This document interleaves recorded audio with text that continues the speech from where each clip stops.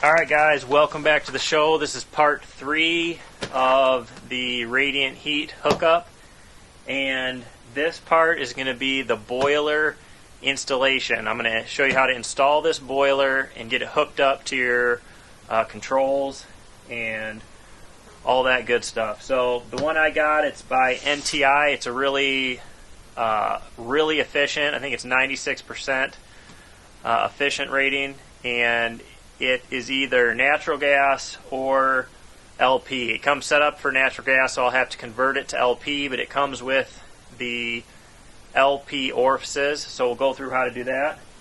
But we're going to go ahead and get it unboxed.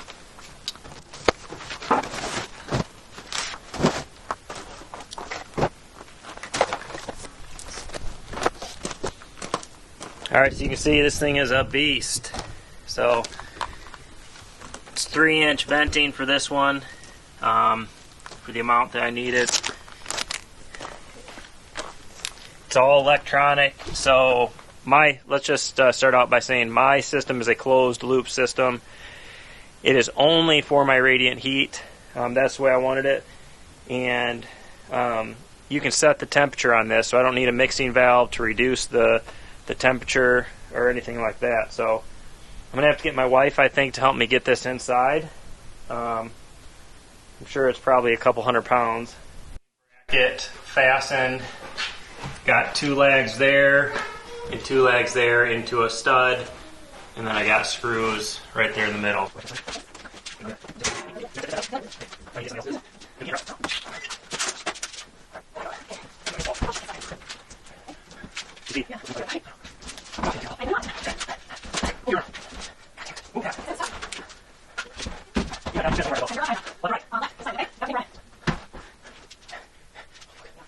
Part 1 was hooking up the manifolds. Part 2 was hooking up the controls. And part 3 is going to be installing the boiler. So we've got the boiler mounted up here. And my original plan was not to have this boiler. And the unit I was originally going to use was a lot shallower. But now that I'm using this one, these pipes meet the clearance that I need, but I don't like that they're behind there. So I'm going to go ahead and move them. And it really won't be that bad. I'm just going to take this. I got the gas shut off to these 2. I ran the stove until it ran out. I ran the water heater until it ran out of gas. Now I'm going to shut these off. I got the main gas shut off down here. And now I'm just going to take this off, pull this out, and I'm going to move it over. So that is entirely my fault. But I feel for me to be happy with it, I want to move it over so none of this is behind here. Even though it's got the clearance that it requires, I'm moving it over. Alright, so here I'm hooking up the gas leg to the boiler. I got a T. Prior to the T, I got a gas shut off. Below the T, I have a 4-inch drip leg, which is what they require. And then I also have a shut off in the bottom of the boiler. And then I connect it all with a flexible hose, which you'll have to check your area to see if it needs to be hard piped the whole way, or if they allow you to use the flexible hose, you can go ahead and do that. Alright guys, we got this gas all fixed up. I just took all this over here, took a couple of the T's off, moved 4 of the branches over, and then this one comes down to my boiler. Alright, so if you look, the green arrow is a pressure regulator. My house has a 2 PSI system. You can check out my video on that if you're interested. But I like to put a shutoff before and after that. So I have one at the yellow arrow, and then the flexible hose, the blue arrow, goes up to the boiler, and there's a shutoff there. So I got the gas all hooked up. I still have to convert it to LP, which we'll do. I want to try to get the hole drilled for my venting before the kids get home. Alright guys, so the next thing we got to do to this boiler is vent it out, and I got this concentric vent, which is so you only have to drill 1 hole on your side of your wall or your roof. Some places these are allowed, some places they are not. This is allowed. It's actually one of the ways that the boiler, the instructions say to do it, so I know it's good to go. I was able to find one of these. These are a little bit more expensive than just using PVC for both of them, but it's definitely way easier. And so the exhaust comes out the middle. You can see that'll be the exhaust coming out, and then the intake is around the edge here. So this is the outer pipe, that's the widest it is, and it's going to be 4.5 inches. So I got a 4.5 inch hole saw, because I want that to be a fairly tight fit. It'll give me enough play to get through there, but... Alright guys, we're getting ready to drill this hole. You want to make sure nothing gets down these pipes. So I'll just put some bags over them. Keep the sawdust out of there.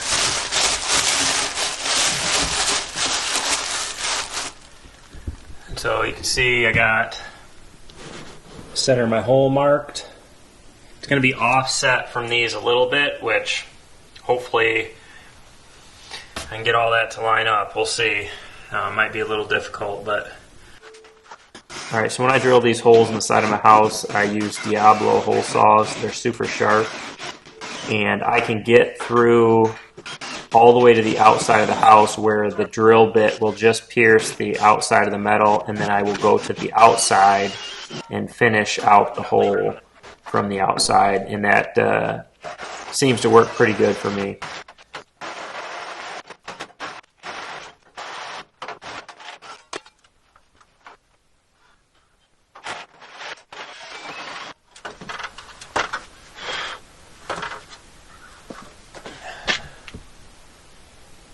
Not exactly where I wanted it, but it's going to work.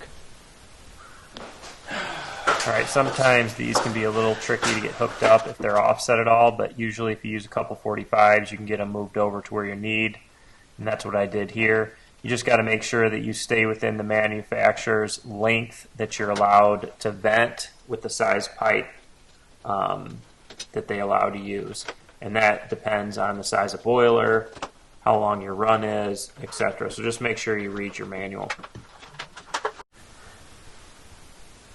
Alright guys, well, inside piping's all done. This is the exhaust, and this is all 3-inch solid core PVC. It calls for solid core. I can vent up to 150 feet long.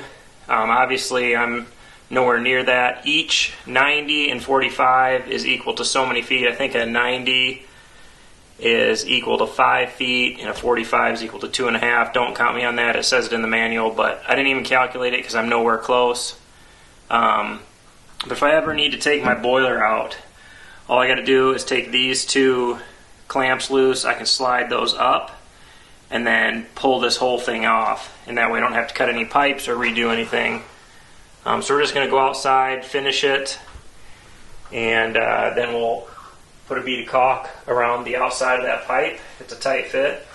And then we'll come in and we'll switch it from natural gas to LP, and then all of the exhaust and gas will be done, and all I got to do is hook up the water lines. So we're getting there. So a couple notes. One is you want to use solid core pipe. That's what this calls for versus foam core.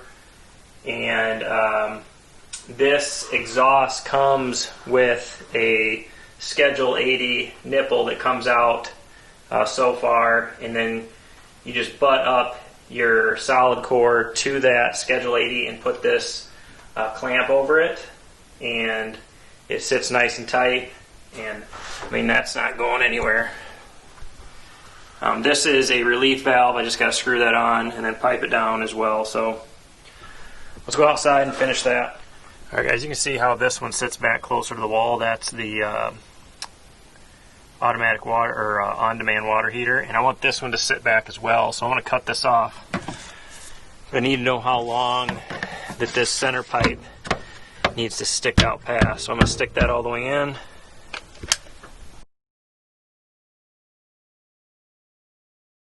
Like that. Measure.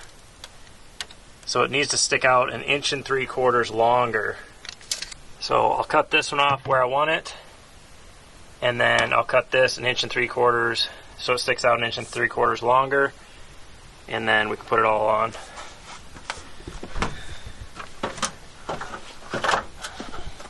Alright, we got our intake and exhaust all hooked up, and we got a couple more things to do here. One, we got to convert this to LP, and the part that I got to change out is this valve body right here. So the first thing I do is break this loose, and all of these are going to be a little different, so make sure you read the manufacturer's instructions. But anyway, I'm just going to take this off here.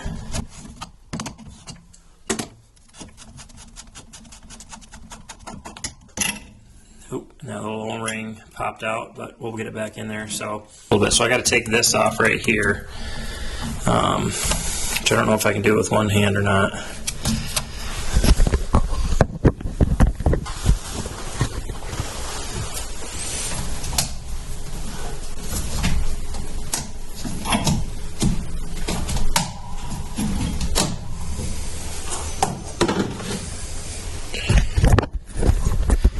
Now I gotta take this diaphragm off. These 3 big screws right here. I'm gonna put you back over here.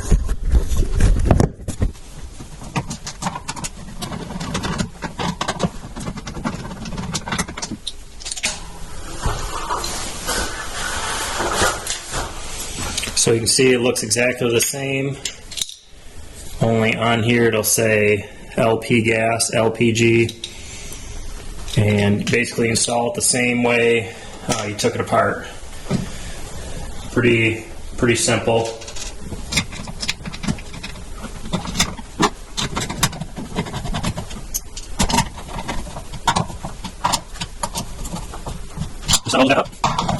And then there's a little orifice that you have to put in for the LP. And it goes right in where this gas pipe is right here. Make sure it's all right. So one thing you want to make sure you do is after you get this all put together, and this is in the instructions in your manual, is test for leaks. It's very important you test for leaks in the whole system. And this boiler also has, when I started it up, there's a whole set of steps on testing gas pressure on the unit itself.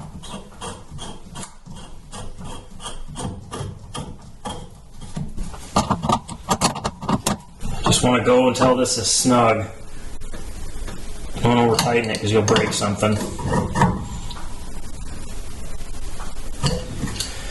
Alright, so now we can put I think basically what this is to reduce the sound.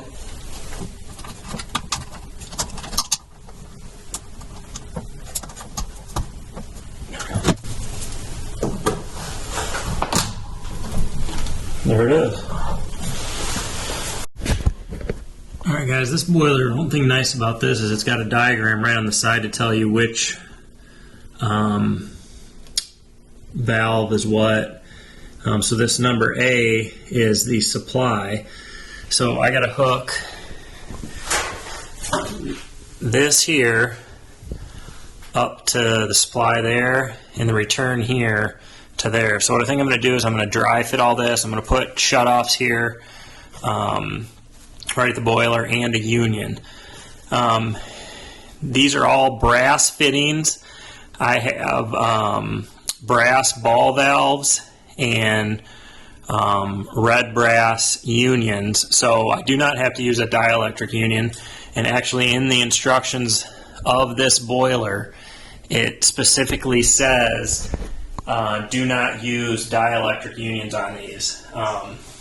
They end up leaking and they just have problems, and the manufacturer says not to use them, so that's another reason not to. So we're just going to get this all dry fitted, and then we will have some soldering to do, but not a ton. So let's just get it all dry fitted, and then we'll go from there. Alright, so I like to dry fit all of my copper pipe just to make sure it fits properly. You want to make sure that after cutting your copper pipe that you deburr it lightly sand the edges and then put flux on it before you solder it. As far as all my threaded connections going from the copper to the brass fittings, I use Teflon tape. Some guys recommend using Teflon tape and pipe dope, but I've just used Teflon tape in the past and it works good for me. This is all tight up here except for the union, and then this is all good to go here. So I'm going to go ahead and I got to go pick up my daughter, but we'll get the other one dry fitted over to there, and then we'll solder this up. The return line all soldered in, cleaned up. Just going to put my lever back on here.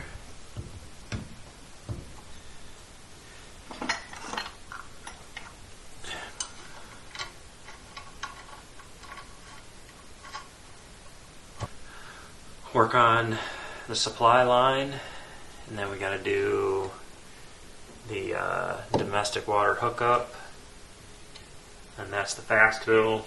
I'll explain that once we get to that.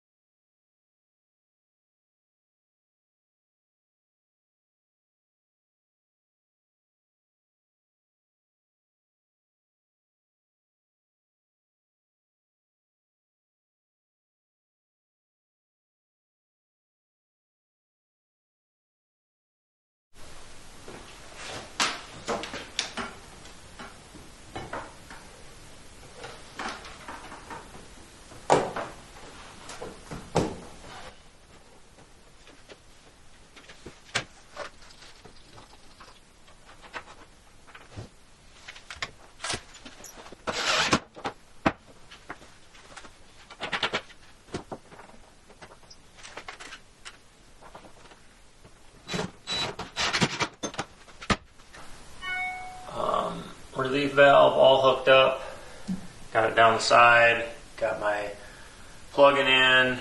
I just hooked up the fast fill connection to my domestic water, and what this is a valve, and I'll leave it open, and it's got a set pressure on it. So this system will run between 12 and 18 psi, and if it drops below that, you know, maybe because water is evaporated or whatever other reason, it will automatically add water to the system via this connection to my main water line. So that's why I got it in the same color, so I know this is to the radiant heat system. So that will be turned on, and then if this ever falls below pressure because of evaporation or losing water for whatever reason, it'll automatically add water to the system. A lot of times you'll create air bubbles, and over time it'll release that, so you need to add water, and that does it automatically through this system right here. So I think that is, trying to think what else. Oh, I got my drain condensate line hooked up here. I haven't laid it down on the floor yet just because I was cleaning. But this will get laid down on the floor and get attached to my drain here. But yeah, I think I'm ready to start filling the system now. So that will be the end of part 3, and part 4 will be filling and starting up the system. So stay tuned for part 4.